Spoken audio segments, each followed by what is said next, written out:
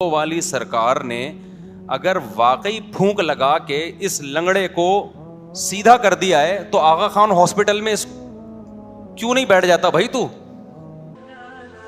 مفتی طارق مسعود کے بیانات کے لیے مفتی صاحب کے آفیشیل چینل مفتی طارق مسعود سپیچز کو سبسکرائب کریں۔ گڑبڑ کہاں آتی ہے؟ جہاں آپ کو عقیدت ہو۔ عقیدت اس محبت کو کہتے ہیں جو کسی کی بزرگی کی وجہ سے ہو رہی ہو۔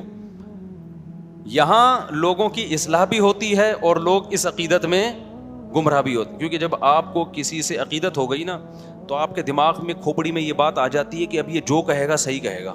جیسے پھونکوں والی سرکار، لوگوں کو عقیدت ہو گئی نا، اب لوگ یہ نہیں دیکھ رہے کہ پھونکوں والی سرکار نے اگر واقعی پھونک لگا کے اس لنگڑے کو سیدھا کر دیا ہے تو آغا خان ہاسپٹل میں کیوں نہیں بیٹھ جاتا بھائی تو؟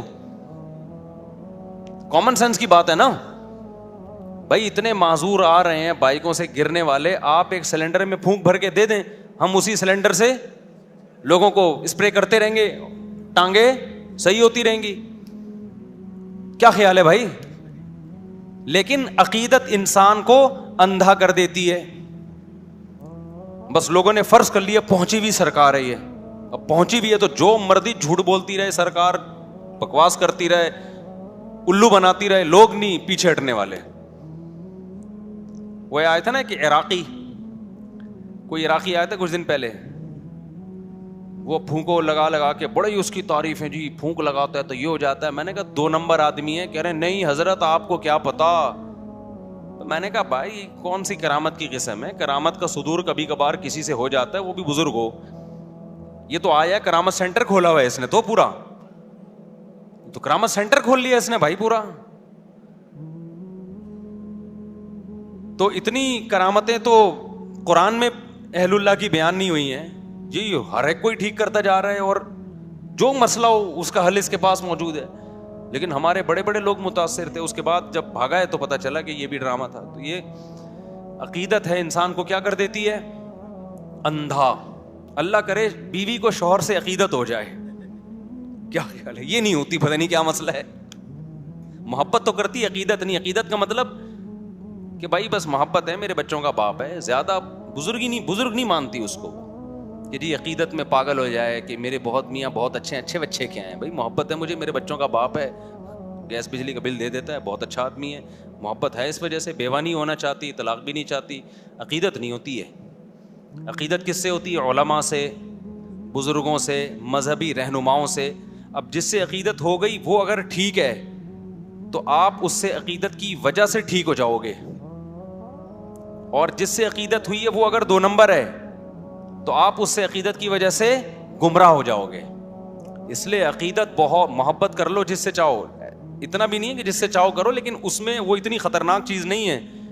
عقیدت کرنے سے پہلے نا، کسی کو اچھا سمجھنے سے پہلے، اس کی بزرگی کا عقیدہ دل میں بٹھانے سے پہلے بہت دفعہ سوچو، پرکھو اس کو 20 طریقے سے۔ اسی وجہ سے ہم یہ کہتے ہیں کہ کسی کو بزرگ مان لینا، یا بزرگ مان لینے میں تو حرج نہیں ہے، بزرگ بنا لینا، کہ اس سے اصلاحی تعلق قائم کر لینا کہ آج سے میرے یہ پیر صاحب ہیں۔ لوگ کہتے ہیں نا مرشد پیر بنایا ہوا ہوتا ہے نا۔ رشتہ تلاش کرنے میں اتنی تگ و دو نہ کیا کرو، لیکن کسی بزرگ سے بیعت ہونے میں اس سے زیادہ ٹینشن اٹھایا کرو، اس کو پرکھا کرو۔ سمجھتے ہو گے نہیں سمجھتے؟ لوگ بیعت ہوتے ہیں نا، فلاں بزرگ کے ہاتھ پہ بیعت ہو گیا، اس سے اصلاح لے رہا ہوں، یہ بہت مبارک عمل ہے، اس کے بڑے فائدے ہوتے ہیں۔ لیکن یہ جب مبارک عمل ہے جب جس کے ہاتھ پہ بیعت ہو رہے ہو وہ 2 نمبر آدمی نہ ہو، وہ کیا ہو؟ وہ 1 نمبر ہو، اس کے پاس علم بھی کامل ہو اور عمل بھی کامل ہو اور اصلاح کرنا بھی جانتا ہو اور سوسائٹی کا بھی علم ہو۔ 4 چیزیں ہیں اس زمانے میں کسی کو بزرگ بنانے کے لیے، چاروں میں سے ایک شرط بھی مارکیٹ سے شارٹ ہوگی نا، وہ الٹا نقصان ہوگا آپ کو۔ میں پہلے مثال سے سمجھاتا ہوں، اصل ٹاپک کی طرف آ رہا ہوں، یہ بات بیچ میں آ گئی نا۔ دیکھو جب آپ کسی سے جسمانی علاج کراتے ہو، بزرگ کیا کہتے ہیں؟ جس سے روحانی علاج کرایا جائے۔ روحانی کا مطلب وہ جن چڑیل بھوت والا نہیں، وہ تو بزرگ ہوتے ہی نہیں ہے، اس کے لیے شرط ہے کہ بزرگ نہ ہو تو ہوگا وہ۔ روحانی کا مطلب یہ ہے کہ دل سے دنیا کی محبت نکل جائے, نیک اعمال کا شوق پیدا ہو جائے, گناہوں سے نفرت ہو جائے.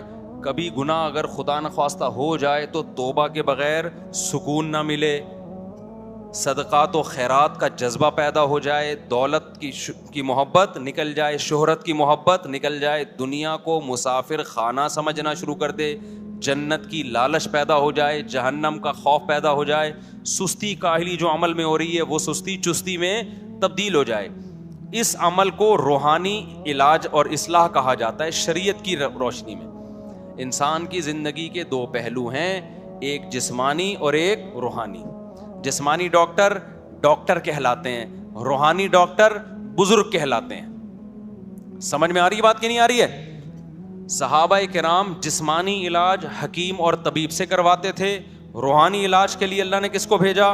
محمد صلی اللہ علیہ وسلم کو. کیا مطلب؟ یزکیہم, نبی کا کام ہے ان کا تزکیہ کرنا, ان کو گناہوں سے پاک کرنا, توبہ کروانا ان سے, عقیدہ بھی پاک ہو جائے اور عمل بھی پاک ہو جائے. تو یہ روحانی. تو نبی کے بعد صحابہ روحانی معالج تھے, تابعین کے, تابعین کے بعد تابعین, تبع تابعین کے لیے. یہ سلسلہ سینہ بسینہ آج تک چلا رہے. یہ جو 4 سلسلے ہیں نا, نقش بندی, قادری, سہراوردی اور چشتی, یہ چاروں سلسلے اسی کی کڑی ہیں ایک, کہ باقاعدہ پھر اہل اللہ نے, اللہ والوں نے اس کو باقاعدہ ایک مرتب کیا, اس کو ایک نظام بنایا. جیسے فقہ پہلے بکھرا ہوا تھا نا, فقی مسائل, لیکن اس بکھرے ہوئے کام کو فقہا نے سمیٹ کے 4 سلسلوں میں بند کر دیا. حنفی, مالکی, شافعی, حنبلی, چاروں برحق ہیں. تو ایسے ہی جو اصلاح امت کا کام تھا نا, جس کو تصوف نام دیا جاتا ہے, یہ روحانی علاج کہا جاتا ہے, یہ بھی بکھرا ہوا تھا. تو یہ 4 سلسلوں میں کیا ہو گیا؟ بند ہو گیا. چشتی, قادری, سہراوردی اور نقش بندی, اس میں بڑے بڑے بزرگ گزرے ہیں. اب جیسے یہ جو 4 سلسلے حنفی, مالکی, شافعی, حنبلی, اس میں بڑے بڑے فقہا گزرے ہیں, لیکن بدعتی بھی گزرے ہیں. تو ایسے ہی یہ 4 تصوف کے سلسلے میں بڑے بڑے اللہ والے گزرے, مگر 2 نمبر بھی گزرے ہیں. کیونکہ فوراً لوگ مثال دیتے ہیں وہ فلاں 2 نمبر تھا. بھائی 2 نمبر تو ہر طبقے میں ہوتے ہیں نا, اس کا یہ مطلب تھوڑی ہوتا کہ سلسلہ ہی غلط ہو گیا. تو پوری دنیا میں جہاں بھی آپ جائیں گے نا, جتنے بڑے بڑے اللہ والے گزرے, میجورٹی انہی 4 سلسلوں میں سے کسی میں سے تعلق نظر آئے گا آپ کو. تو یہ کس کے لیے؟ روحانی علاج. اب روحانی علاج کا مطلب سمجھ گئے؟ کیونکہ یہ عامل لوگ پھر کیش کراتے ہیں, دیکھو مفتی صاحب بھی روحانی علاج کے قائل ہیں, لہذا آئیے چڑیل ہم سے بھگوائیے. وہ روحانی علاج نہیں.